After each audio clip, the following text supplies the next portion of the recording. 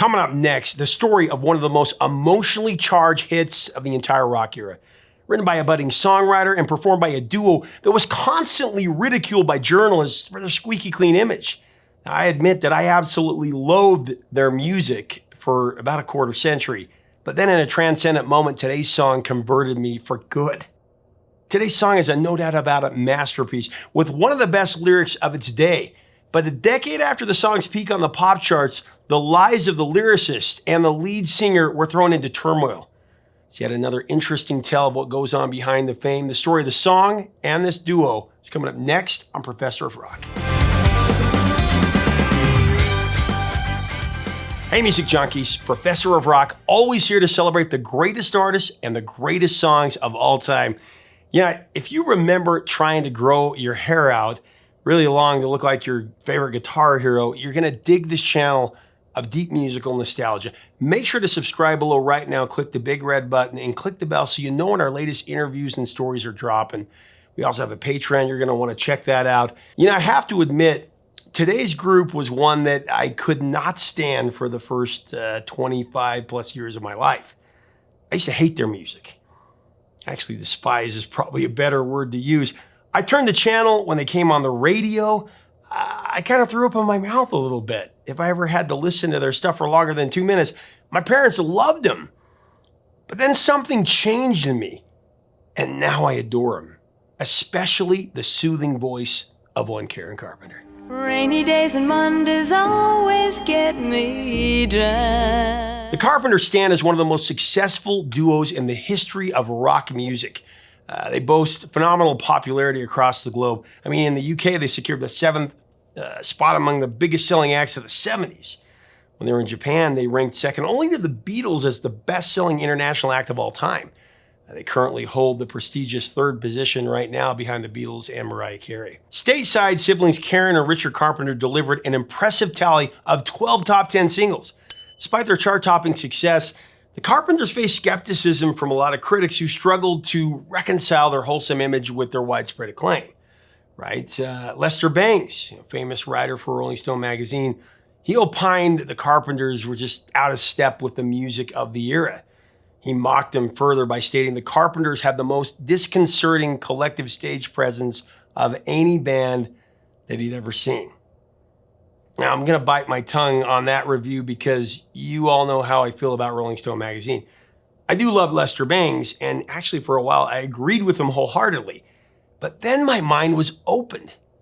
More on that in just a second. What these critics failed to grasp, though, was the profound emotional depth embedded within the Carpenters' music.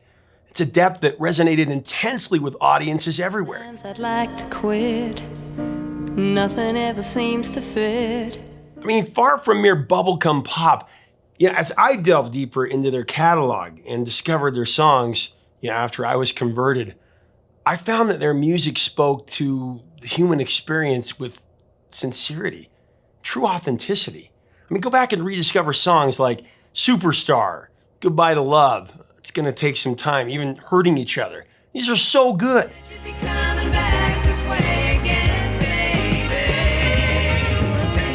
I'd say goodbye to love.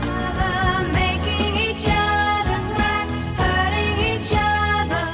Perhaps the best demonstration of their artistic potency is found in their smash hit Rainy Days and Mondays. This was the song that actually changed my heart. It soared to number 2 on the Billboard Hot 100 and it went to number 1 in the Easy Listening chart, which is, of course, now the AC chart. Hanging around, nothing to do. Richard Carpenter discovered Rainy Days and Mondays in a stack of demos that was sent to him by the writing duo of Paul Williams and Roger Nichols. 2 songs really impressed him. There was one, Let Me Be the One, and then Rainy Days and Mondays. Both songs were recorded a few weeks shy of Karen's 21st birthday in early 1971.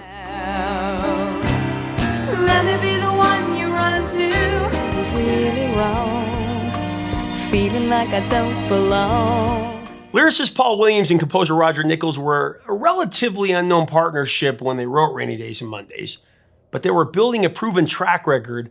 They had just written the uplifting number 2 smash We've Only Just Begun for the Carpenters a year earlier, which was a big hit, right?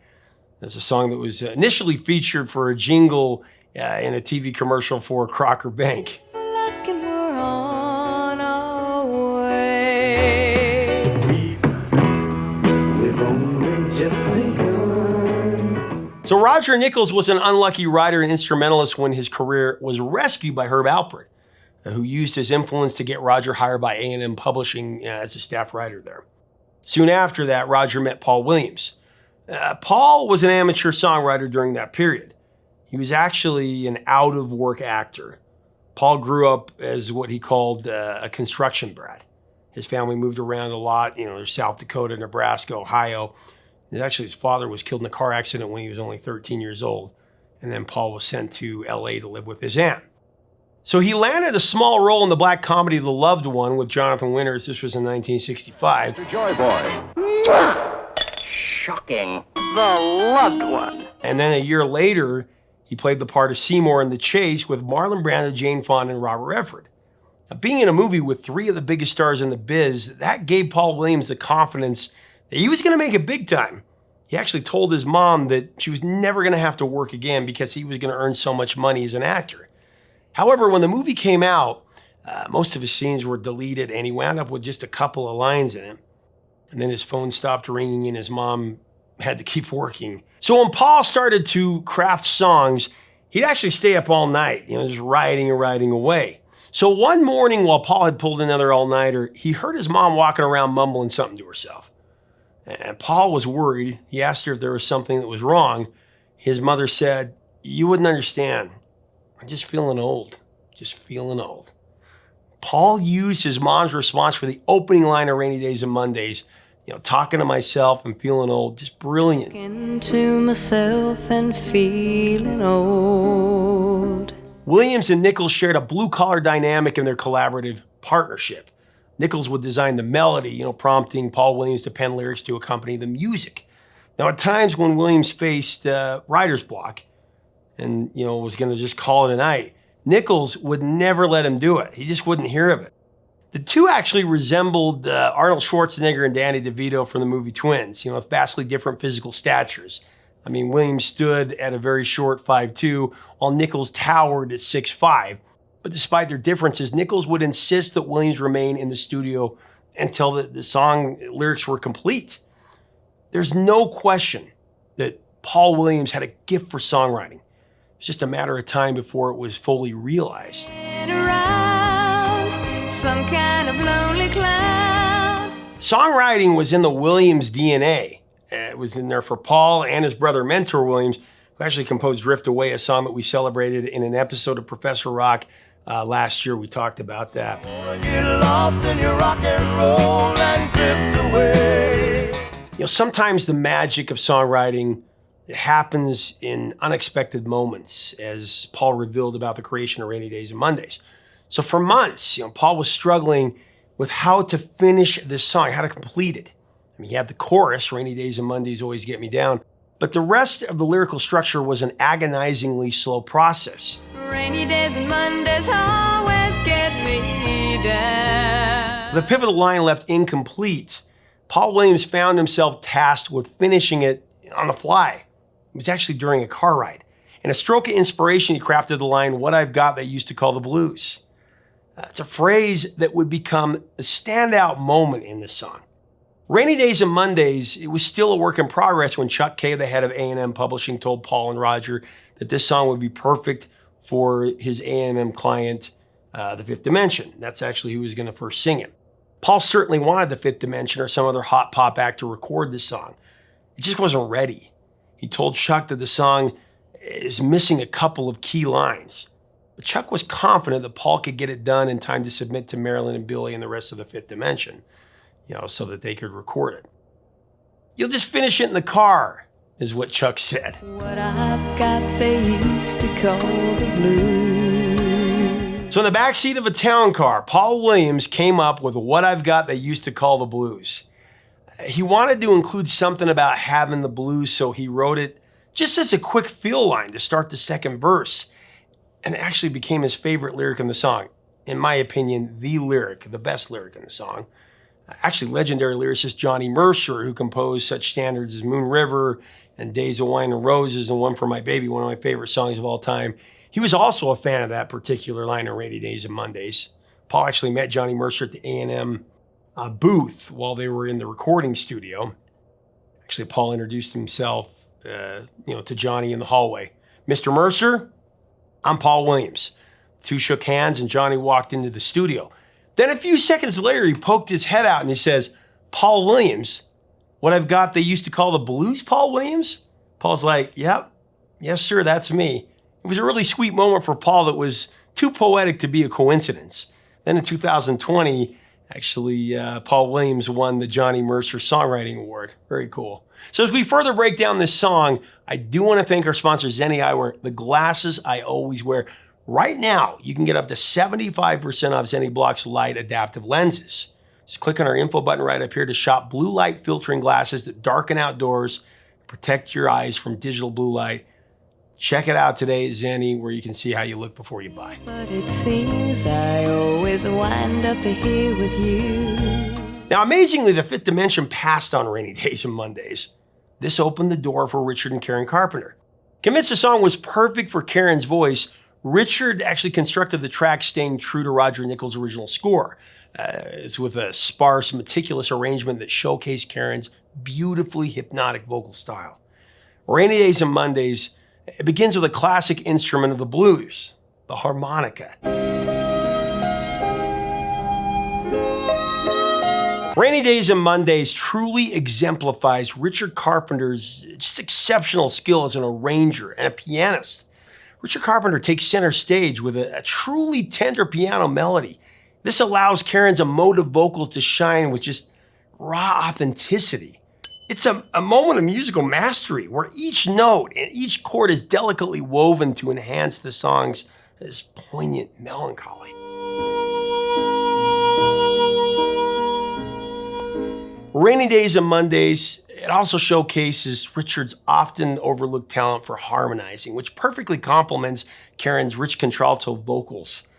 Karen, she possessed just a remarkable ability to seamlessly transition to a lower register, which she fondly referred to as her basement. I love that. Richard recognized that Karen's basement, it added a unique depth to the Carpenter sound, and he definitely incorporated it into their music. Nothing to do but fry. Rainy days, Mondays. It's just one of the many talents that Karen Carpenter possessed that made her one of the greatest interpreters of song, really in the history of our planet. She was not your average vocalist. And her gift was not a powerhouse, full throttle kind of delivery. What made Karen Carpenter so special, so unique, was the soft sensitivity in her voice that brings as much comfort to the soul as your favorite blanket or mom's cooking. You know what I mean. Rather than merely singing about being lonely and being depressed, she expressed it straight from her heart. And it always broke through to us as listeners. Seems that it's the only thing to do. Rainy Days and Mondays takes on an even deeper, more profound emotional meaning when you consider the journeys of the man who wrote the song and then the singer that interpreted his words. I have to admit, listening to Rainy Days and Mondays these days, it puts a lump in my throat. It brings to mind a few moments that just bring tears to my eyes, water in my eyes. One I didn't understand until I became a Carpenter disciple. But first of all, as I said, I used to loathe the Carpenters' music. I was too cool for their soft sound when I was rocking out to Van Halen and AC/DC as a kid, and then later when I was obsessed with New Wave, Smiths and The Cure and Depeche Mode. So fast forward to my late 20s, I just had the worst weekend of my life up to that point. I found out that my marriage was over. I guess my wife had decided to move on to another relationship, and after a long Sunday night of pleading with her to work through our problems, she told me she was leaving in the morning. Feel it's come and gone before. And sure enough, that Monday morning, she left for good. And later I was driving into the city to go to work. It was pouring rain. Remember the radio was on, it was playing random songs. I wasn't really paying attention. I was just kind of staring forward in deep thought. All of a sudden, the Carpenters' Rainy Days and Mondays came on. And for the very first time, my mind connected and my ears listened to the lyrics to what Karen was saying. Karen Carpenter's voice was so healing to my devastated soul. The lyrics described exactly what I was feeling for sure for most of the song, but it was Karen's voice that enveloped my heart. After 24 hours of turmoil, she broke through this wall of sadness, and I just pulled the car over. I broke down. I gotta admit, it all came out.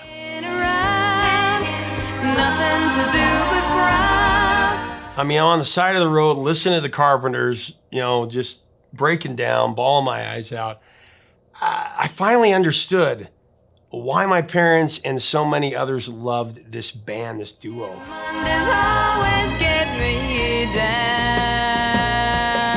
It was just real, uninhibited. It was truth, absolute truth. And then after that, I went right out and I bought several Carpenters albums.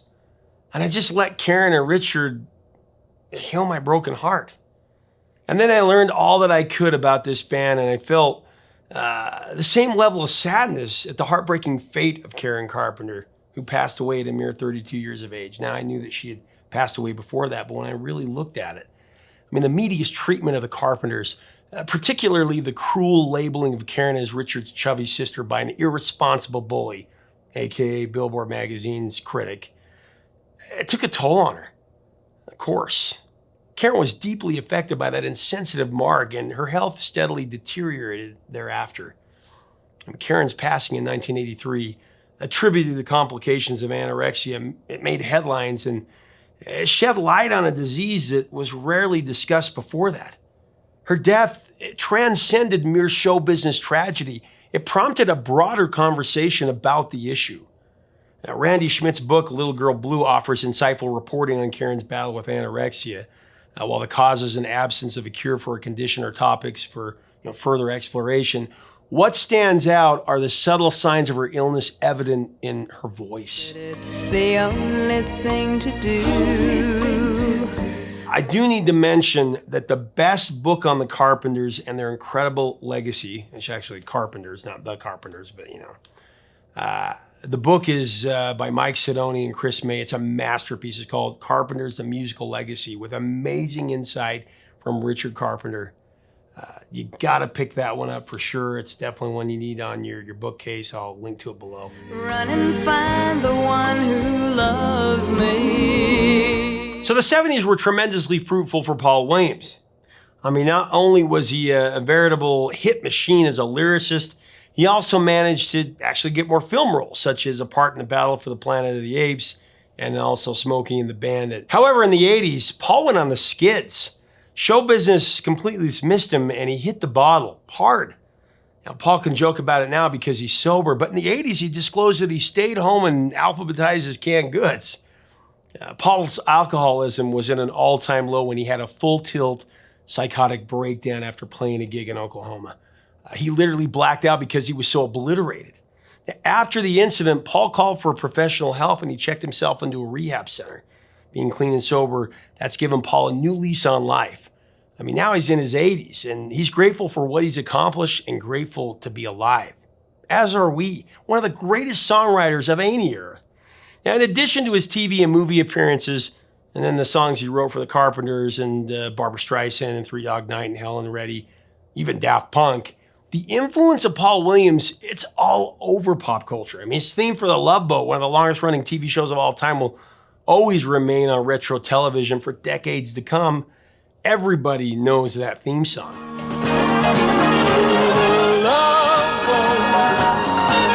Watching a sad movie, reading a sad novel, or listening to a sad song, it often puts us in touch with our deepest emotions.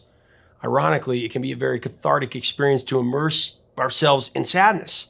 It helps us appreciate aspects of our lives that are truly meaningful, such as having someone who loves you, as Karen Carpenter shares in Rainy Days and Mondays.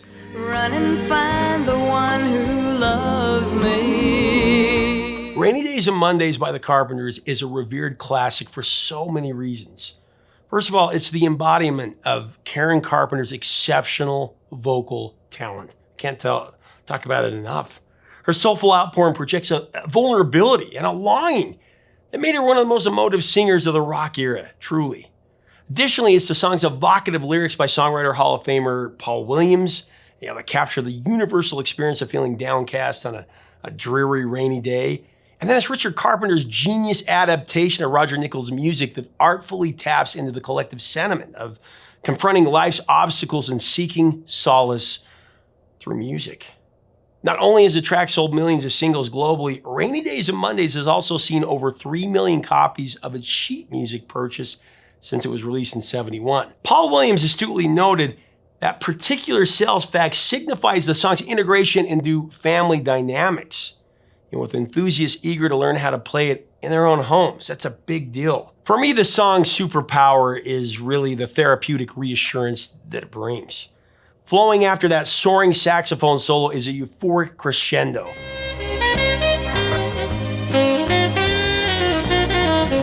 But the song's arrangement really grabs you and miraculously lifts up your spirits.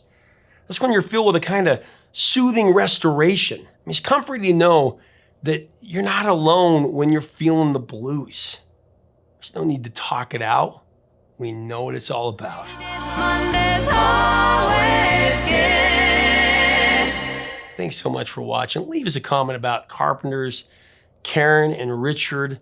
What are your memories of the song? What about Karen Carpenter? Truly one of the greatest vocalist interpreters of song. Richard Carpenter, his arrangements, Paul Williams, Roger Nichols. Let's have a great discussion about these true icons of the 70s. Just amazing. If you like our content, we invite you to subscribe below. Until next time, 3 chords and the truth, my friends.